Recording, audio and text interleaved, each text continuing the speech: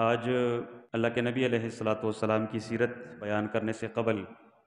اپنے ایک انتہائی بزرگ، انتہائی ہماری نظروں کے مطابق عظیم شخصیت، جنہیں خطیب ابن الخطیب کے نام سے یاد کیا جاتا تھا، وہ انسان، وہ شخصیت جو کہ کشمیر کے مظلوم مسلمانوں کی ایک آواز تھے، افغان جہاد میں اپنی ولولہ انگیز خطابات کے ذریعے ایک اہم کردار ادا کیا۔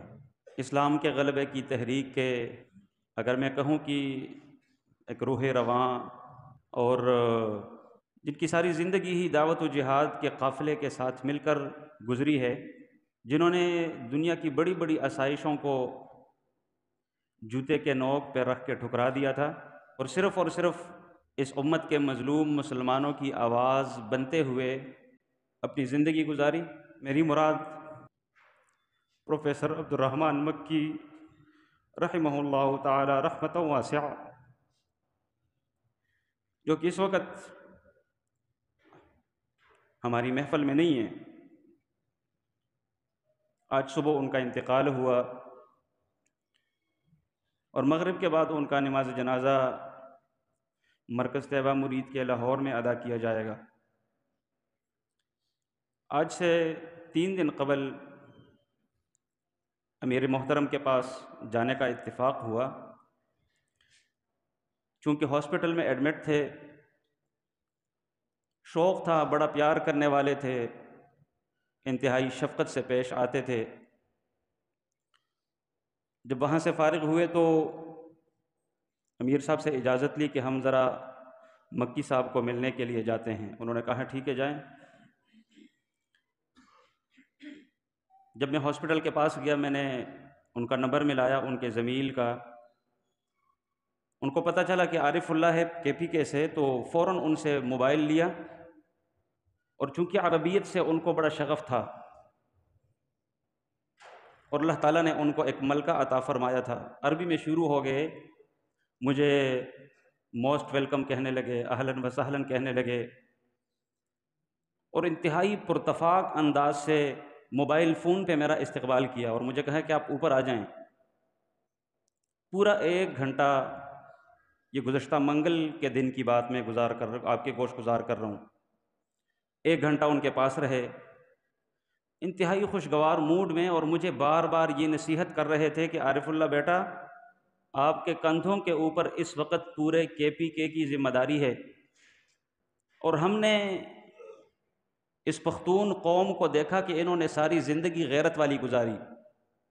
خود پنجاب سے تھے، بہاولپور سے، اور کہنے لگے کہ ہم پنجابی تو ہمیشہ سے غلام ابن غلام چلے آ رہے ہیں، شروع سے ہی انگریز کے خلاف اگر جہاد ہوا تو بھی پختونوں نے کیا، سکھوں کے خلاف اگر جہاد ہوا تو بھی پختونوں نے کیا، اور اب بھی امریکہ کے خلاف، جو کہ ایک بہت بڑا انقلاب گزرا، اگر کسی نے کردار ادا کیا تو تم پختونوں نے کیا ہے، اور آئندہ بھی تم لوگوں نے بڑے بڑے کام کرنے ہیں۔ اور پھر اس کے بعد محمود غزنوی کے حوالے سے بات چلی۔ میں حیران اس شخصیت کے حافظے پر، ان کے پاس جو جنرل نالج تھا، جو ایک باریک نقطہ سمجھاتے گئے مجھے۔ ڈاکٹر علامہ محمد اقبال کے بیٹے جاوید اقبال کی ایک کتاب کا حوالہ دیا، کہتے ہیں کہ آج کل کچھ لوگ محمود غزنوی کے حوالے سے کچھ نازیبا الفاظ استعمال کر رہے ہیں کہ یہ قزاق تھا، ڈاکو تھا، غزنی سے آ کر تو یہاں پر حملے کرتا اور مال لوٹتا تھا۔ یہ کچھ لوگوں کے کلمات ہیں، کہتے ان بیچاروں کو پتہ نہیں ہے۔ کہتے ڈاکٹر جاوید اقبال، جو کہ علامہ محمد اقبال کے بیٹے ہیں، ان کی کتاب میرے پاس لائبریری میں کہتے موجود ہے، اور انہوں نے لکھا ہے کہ محمود غزنوی غزنی کا رہائشی، سنی العقیدہ، بڑا پختہ مسلمان تھا۔ بہت سارے لوگ انہیں شیعوں کی طرف منسوب کرتے ہیں، کہتے وہ شیعہ نہیں تھا۔ اور ملتان میں شیعوں کا ایک انتہائی غالب قسم کا فرقہ، جنہیں قرامطہ کہا جاتا ہے، جنہوں نے کسی دور میں حجر اسود کو بھی چرا لیا تھا خانہ کعبہ سے، کہتے وہ لوگ ملتان میں جمع ہو رہے تھے، تو ان کو پتہ چلا یہ بندہ غزنی سے اٹھ کر ملتان آ کر ان کے جو خواب تھے کہ ہم یہاں پر رہ کر ایک سلطنت بنائیں گے، ایک ریاست بنائیں گے، ان کے ان خوابوں کو شرمندے تعبیر کرنے سے وہ روکتا رہا، ان کے اوپر حملے کر کر کے ان کی جو ایک سوچ تھی سلطنت بنانے کی اس کو تہ و تیغ کر دیا، تہس نہس کر دیا تھا۔ اور پھر شروع ہو گئے، بڑی لمبی چوڑی انہوں نے بات کی۔ اللہ تعالیٰ سے دعا کرتے ہیں کہ اللہ تعالیٰ ہمارے ان بزرگوں کی مغفرت فرمائے اور اللہ تعالیٰ ان کے درجات کو بلند کرے۔ ہمارے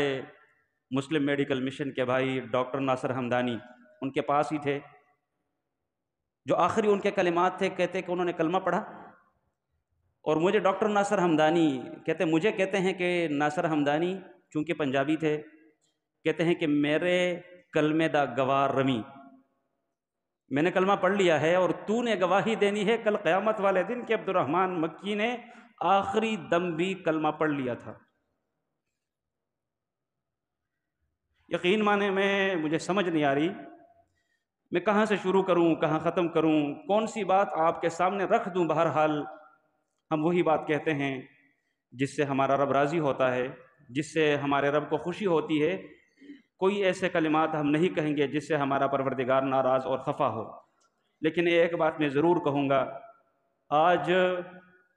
یقین مانیے میں قبل از وقت آپ کو کہتا جا رہا ہوں، انڈین چینلز ضرور دیکھیے گا۔ آپ کو اگر کوئی بھی انفارمیشن اور معلومات چاہیے تو وہاں سے ملے گی، اور وہ بڑی ایتھینٹک معلومات ہوگی۔ بڑی گہری نظر ہے دشمن کی، کون تھے، کہاں سے آئے، کس کے بیٹے تھے، کہاں تعلیم حاصل کی، کہاں کون سا کارنامہ سر انجام دیا، کیسے زندگی گزاری، یہ سب کچھ اگر آپ لوگ جاننا چاہتے ہیں تو آپ آج اور کل اور پرسوں تک انڈین چینلز لازمی دیکھیے گا۔ وہاں سے آپ کو پتہ چل جانا ہے کہ عبد الرحمن مکی کون تھا، کیسے انہوں نے زندگی گزاری۔ ہم شخصیت پرستی کی دعوت ہرگز نہیں دیتے اور نہ ہم اس چیز کے قائل ہیں، لیکن یہ بات ضرور کہتے ہیں کہ ہمارے لیے ایک بہترین قائد ضرور تھے، ہمارے لیے ایک بہترین راہبر تھے، رہنما تھے، روح رواں تھے دعوت و جہاد کے اس قافلے کے، اس میں روح پھونکنے والے تھے، اور کئی مرتبہ صرف اور صرف کشمیریوں کی بات کرنے کی وجہ سے جیل انہوں نے کاٹی۔ ابھی 2 سال قبل رہا ہوئے تھے، 3 سال مسلسل جیل سے